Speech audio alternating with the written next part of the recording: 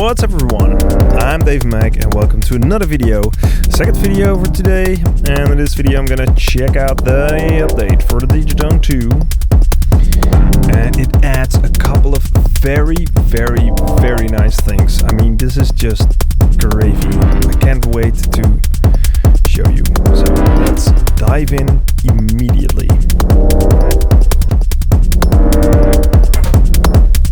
If we go to Funk and Keyboard Setup, this is the usual, what we are used to. Normal mode with chromatic and root set to A currently. See, this is just chromatic scale. We can set this to Aeolian, for instance, and get our A minor scale, basically. Now, the cool thing is that we have, of course, the folded mode. So that if you set it to a specific mode, then you get two octaves worth of notes that way. And then we get the chord root mode. That is new. And this is really awesome because we can change the type of chord, minor 7th, major 7th, for instance. I love major 7th.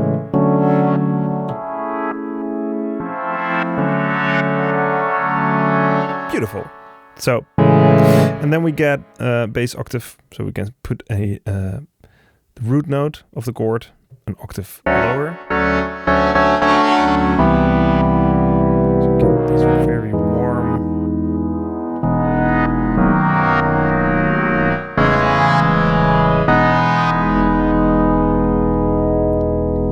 Wonderful. So that is chord root mode. Now if I change this to a specific mode like Aeolian, we get a shape instead of the type of chord. So now if we play these chords like so, we play all the chords within this scale, right? So that is awesome. And we can also change the shape of the chords. So instead of 1, 3, 5, right, your root, minor 3rd and 5th, we can change it to 1, 2, 5, 1, 3. Still with that octave, very nice. 1, 4, 1, 5, 1, 4, 5.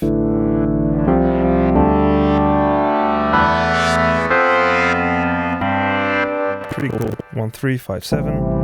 So this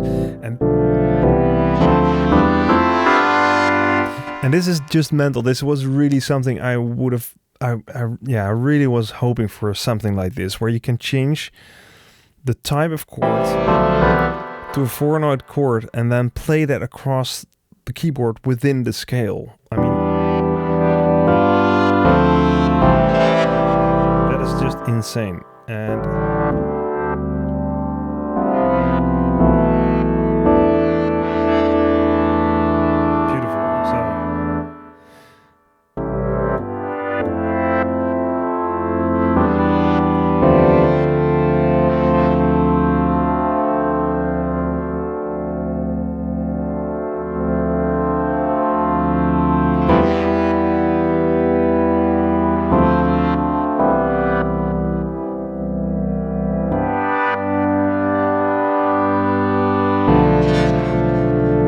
so you can really play with that. Then we have a chord center, which is similar, right? We still get to play all the chords within the scale. But now, as you can probably already hear, when you are a keyboardist, you already know what's happening here. Basically, what is happening is that we have a center position indicated by the arrow, which we can change by holding keyboard and plus and minus. And all the chords within this scale will be played around that center area. It's like if you would play piano, you keep your hand in one position and change the inversion. So use different inversions of the chords across within the key to keep your hand in the same position. So you get this.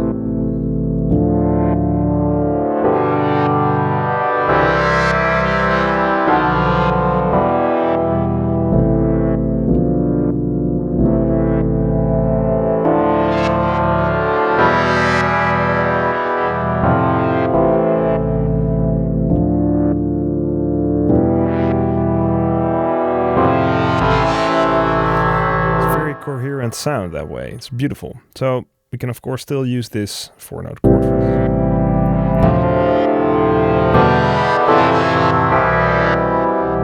And we can also set this quite a bit higher. And we can change this center position to here, for instance.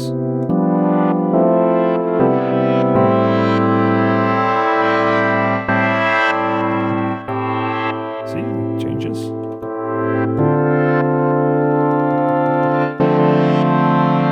So that's really cool, different inversions and having the ability to quickly go through different inversions this way. It's beautiful. You can also really choose different inversions this way by just pressing plus and minus. So I can press this one chord with different inversions.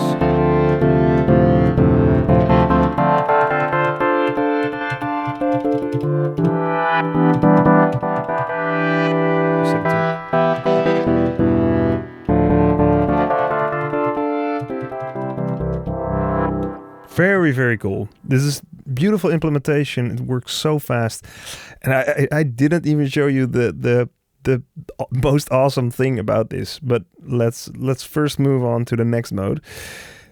Spread. Very similar to the center, but in this case it's going to spread it out across different octaves.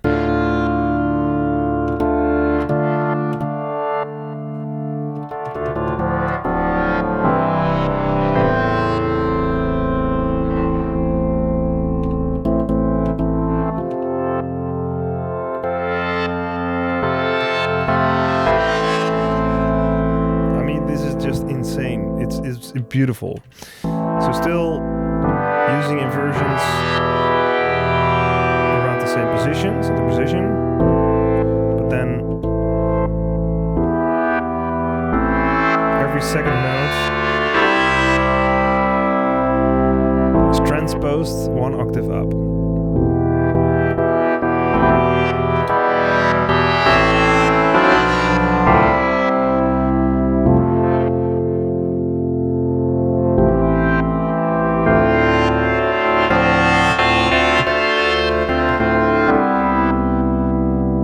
Really, really cool. This is just, man. Digitone 2 became so much more awesome this way. Now, this is where things become interesting because I would probably live record this into the sequencer.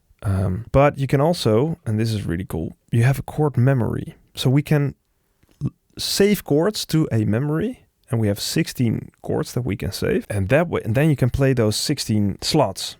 And that's really great. So I can really search for different chords to create this awesome progression, or to create a selection of chords within the key, maybe different inversions of the same chord of the progression that I have for this song, and then play different inversions as the song progresses. So the way to do this is basically I'm going to use the spread. I really like this one.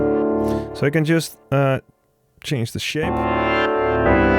So really like this. So this is the chord that I want to save. So basically what you do is press Funk plus yes.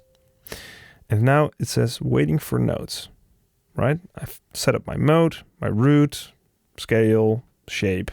And now I can just press this. And we get all these options. Funk yes to preview.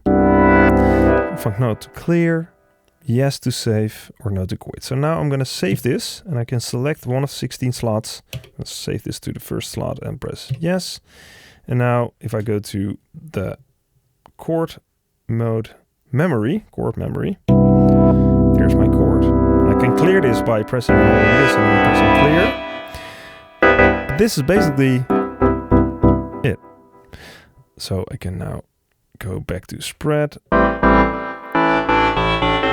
Change the different. Play this chord with a different inversion. Ooh, nice. Funk yes. There we go. Save to slot 2. And now I have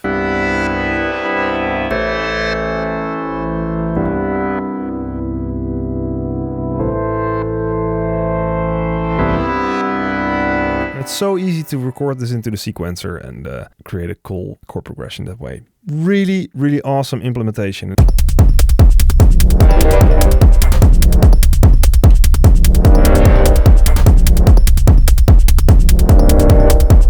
Okay, so the next thing is our arpeggiator. So for the arpeggiator, I'm going to turn on the arpeggiator here. We have some new interesting options. For example, just going to play a couple notes.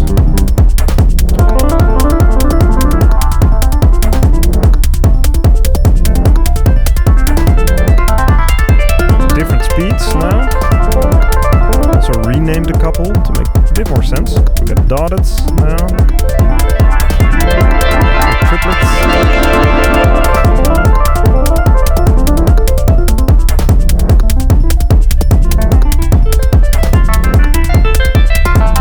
Really, really kind of cool. I'm gonna have a lot of fun with that. And another interesting feature that they added is the rotation of offsets. So if I start to play with this.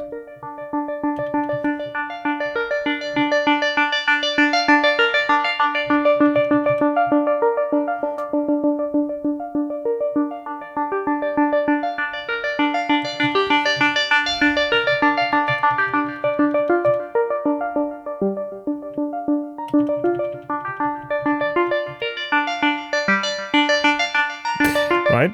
We can now rotate this by pressing Funk and left and right arrow.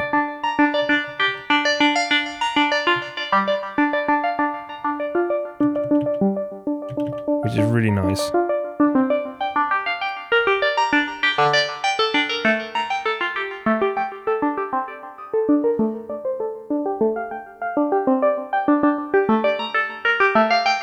Beautiful. So the next new feature is some new stuff in the Note Edit menu. So if we go to the Note Edit menu, I got this little chord set up. I've got the arpeggiator turned on to true mode. So the order of the notes is actually pretty important to determine how the arpeggiator is going to start. So if I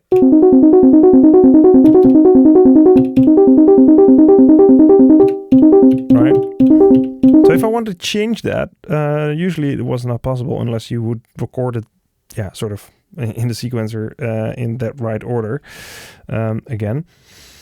But now we can actually change between the order of notes being pitch, so the highest pitch is on top and lowest pitch is on the bottom of this view. Or when you press the F encoder, you can see this little arrow change. Actually changing it to the order of notes that they were played in. So I can actually press yes and press yes again to change the order.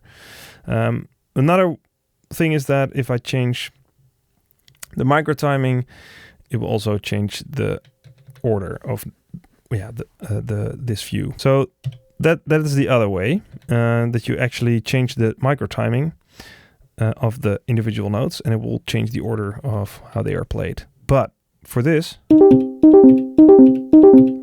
always starts at D sharp, or if I change this, now it starts as G, yeah? Very, very useful, because this was one of those things where often I would be like, I wish the order was a little bit different, and then I had to re-record it into the grid recording mode and stuff. Not great workflow, and this is actually a great addition. I really, really like it.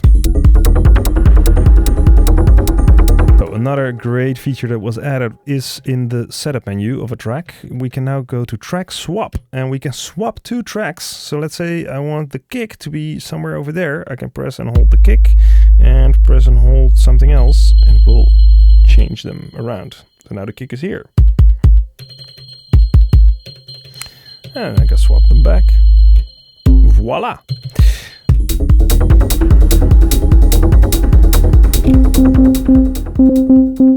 Beautiful. But now what we can do, we can actually parameter lock all the active tricks, right? So if I press and hold a trick and track, I can now change this, for instance, and And it will change the parameter log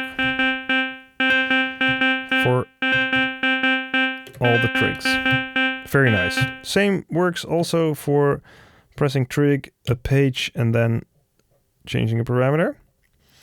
That also works, which is quite convenient because if you're here and you have small hands, like I do, then this is actually a great alternative. I kind of like that it did that. Very nice feature. By active trigs, they mean the trigs that are in view currently across the whole, all 8 pages basically. And the reason why they call it active is if I change to Euclidean mode, the trigs that are still behind, left behind basically in normal grid recording mode, are now not active. So when I do this change parameter logs on all active trigs, these won't change, just so you know. Now, the second thing, they added also the ability to transpose all triggers at the same time. We're holding a trigger, one trigger on a page, and transpose them. You can actually also change in octaves. This might just be the first 4-button combo of the Digitone. So you press a trigger, then you press page, and now we can transpose, right? But you can also then press so trigger, page, funk, and then change in octaves. Hey, it does work. It's a bit wonky, I'll admit, but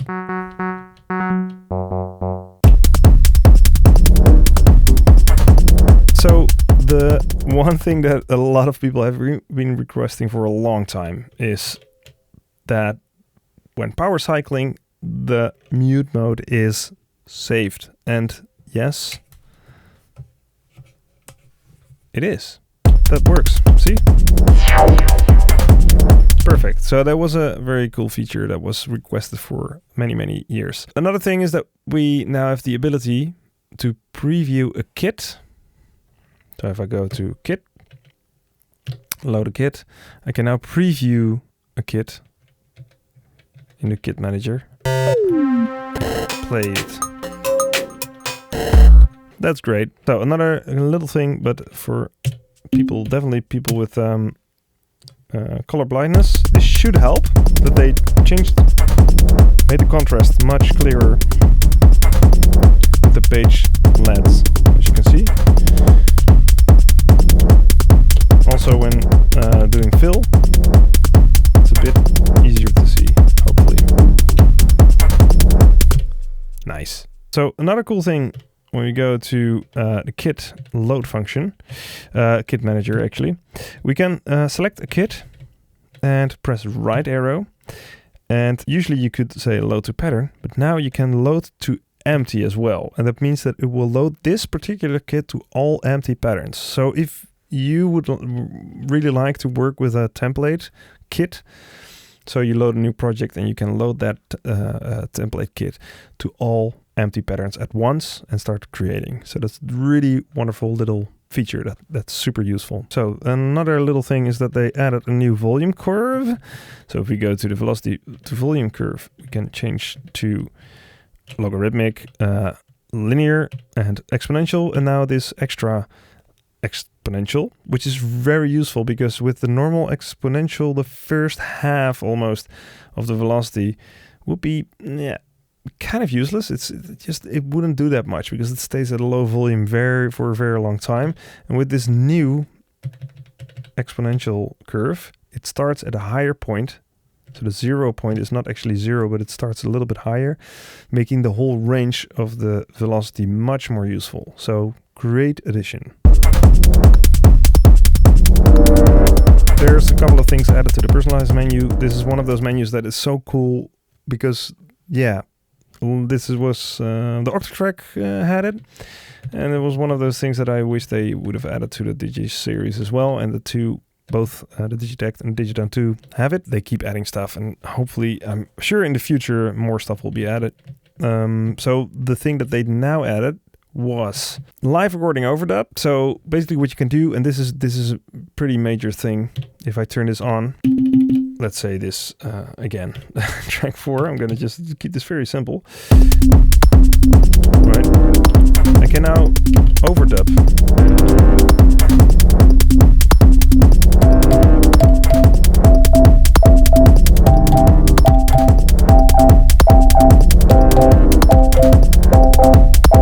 Which is really great. You can record melodies on top of melodies on top of melodies to create these weird chords or something, or you can actually build up chords by overdubbing, or you can create 2 melodies on top of each other that interweave, or there's so many interesting things that you can do with this. So it's really nice. So instead of recording over a note, really overriding it, it will now add the note to the trick that's already there, which is really great. Then we have parameter live recording all and trigger. So when you set it to all, if I now record, this is how it worked, always worked.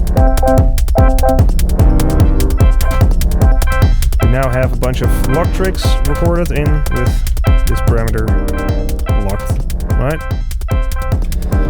But if we set this to trig, right, and we're gonna clear the sequence again, it will only record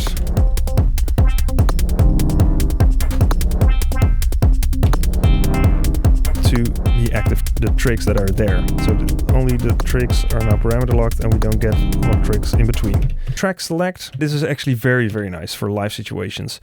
So normally when you select a track, you trigger the sound, right? Unless you press track, and then it will be silent. If you set it to silent, however, now it's just completely silent. It will never trigger the sound, which is nice. Then you have manual, which basically means that if I select a track 5, and I can play other sounds while the track is still active. The selected track will stay the same, right? So it won't change the selection so you could have one track where you change the filter cutoff or play with it, and then at the same time record a hi-hat in, or that sort of thing. So it's pretty interesting. And then inverted is silent selection and audible selection. And I think this is the one that I'll be using, certainly in live situations, because that way it's just quicker than having to go press a button combo. I can just select a track, change stuff, and create a build up and a drop and that sort of thing. So very cool. Next thing, note preview, past or never. So if I'm adding notes, you can see that it's playing this, right? If I change this to past, that's the thing that will happen when the sequencer is not playing. When the sequencer is playing, now I can add notes, and it will not preview them when I add them, which is very nice. And you also have never, so it will never preview them, basically. So note edit menu, any or rec. So if I set it to rec, the only way that I can access it, you can see press rec, then press the note edit menu to access. I have to be in grid recording mode to access it. It's actually quite nice, I guess. So far I haven't accidentally hit it, but hey, it might happen. In a live situation, you don't want that to happen. Okay, so that's it for today. I want to thank you for watching, and if you like my content, don't forget to subscribe and hit the notification bell. And please like this video to get the word out there. It really helps with the algorithm. I try not to be too cringe about the thumbnails and stuff, and just, roll with whatever I'm doing. But yeah, liking this video if you like the information that I share and the type of content and stuff really helps, and subscribing, of course, even more so. Just want to mention, I've got a really cool preset pack for the Digitone 1 and Digitone 2. It's called From Dusk Till Dawn. It contains 253 awesome presets to get started. It was made with Digitone 1, so it mainly focuses on the tone machine for the Digitone 2, but all sounds are super useful and great to learn about FM as well. And in the future I might actually go ahead and create a second version of that, part 2, that is made on the Digitone 2. But for now I can recommend that. Check it out. Check out the demos. And I got courses and sample packs and stuff as well on davemech.live/shop. So don't forget to check that out. And again, thank you so much, and I'll see you in the next video.